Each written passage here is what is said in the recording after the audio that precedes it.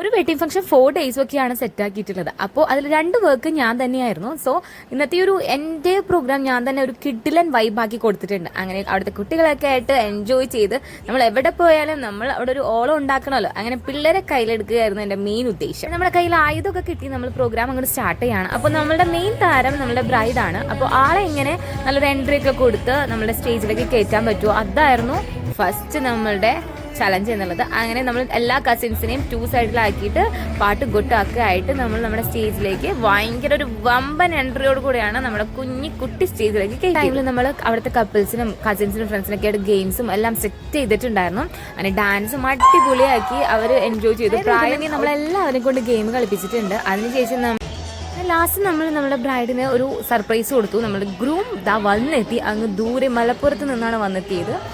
അപ്പോൾ നമ്മളുടെ ബ്രൈഡ് വളരെയധികം എക്സൈറ്റഡ് ആയി, ഭയങ്കര സർപ്രൈസ്ഡ് ആയി. സന്തോഷം കൊണ്ട് കുട്ടിക്ക് അവിടെ ഇരിക്കാൻ തന്നെ പറ്റുന്നുണ്ടായിരുന്നില്ല.